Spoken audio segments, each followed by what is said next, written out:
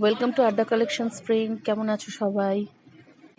আমার ছোট গল্পগুলো কেমন লাগছে আমাকে কিন্তু কেউ জানাচ্ছ না। তোমাদের যদি ছোট গল্পগুলো ভালো লাগে তাহলে অন্তত একটা শেয়ার, লাইক, কমেন্ট এগুলো করতেই পারো। আজকে ছোট গল্প হাইড অ্যান্ড সিক। গল্পের লেখকের নাম ঠিক এই মুহূর্তে মনে পড়ছে না, তবে গল্পটা পড়ে আমার এত ভালো লেগেছিল যে গল্পটা আমি রেখে দিয়েছিলাম। আজকে সেই গল্পটাই তোমাদের সাথে শেয়ার করে নিচ্ছি। তো শুরু করছি আজকের গল্প হাইড অ্যান্ড সিক। ইরা, তাড়াতাড়ি খেয়ে নাও, স্কুল বাস এসে যাবে।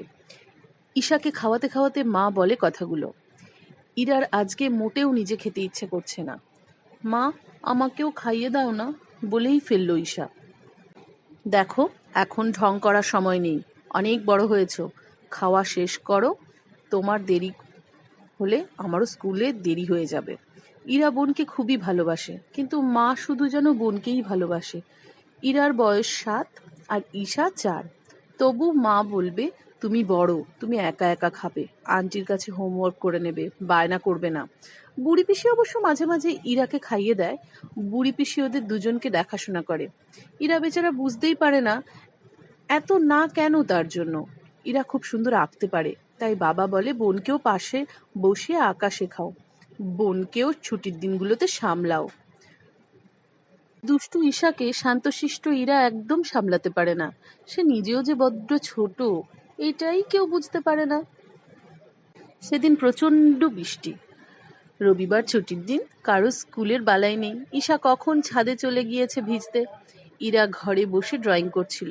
হঠাৎ মার চিৎকারে কেঁপে উঠল ইরা। এত বড় মেয়ে, বোনকে একটু চোখে চোখে রাখতে পারিস না? দেখ তো, বোন একা একা ছাদে গিয়ে কেমন ভিজে কাক হয়ে এসেছে, জ্বর এলো বলে। বাবাও গম্ভীর হয়ে বলল, এত দায়িত্ব জ্ঞানহীন হলে কি করে চলবে? এত ভারী ভারী কথা, ইরার চোখ দিয়ে জল উপচে পড়ল। দুটো বড় মানুষ কেন তাদের নিজের ছোট্ট সন্তানকে সামলাতে পারছে না? তাদের দায়িত্ব কোথায়? এই প্রশ্ন কেই বা করবে ছোট্ট ইরার হয়ে? ঈশা একটু পরে এসে তার দিদি গলা জড়িয়ে ধরে বলল, সরি রে দিভাই, আমি বুঝতে পারিনি তুই এমন বকা খাবি। কেন যে আমার জন্য তোকে সব সময় বকা দেয় আমি বুঝতেই পারি না। অবুঝ ঈশার গলায় বিস্ময়।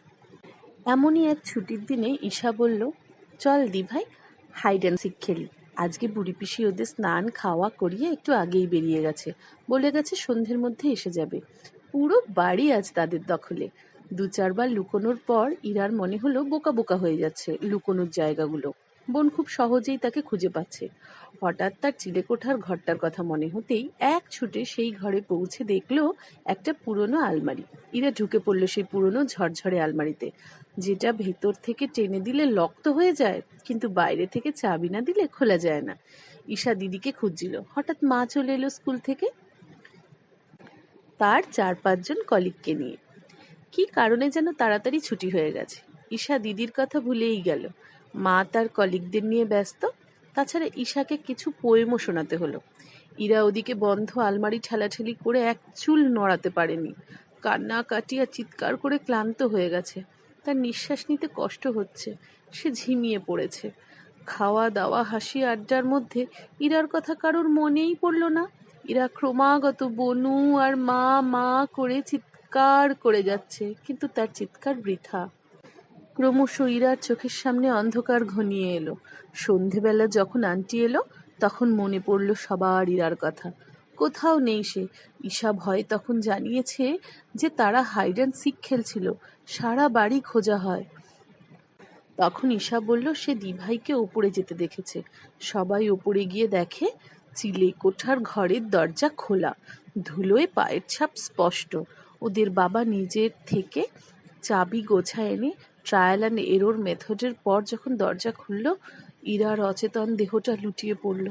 না অ্যাম্বুলেন্স, সুপার স্পেশালিটি হসপিটাল, ইরার মায়ের বুক ফাটা কান্না, কোনো কিছু ইরাকে আর ফিরিয়ে আনতে পারেনি।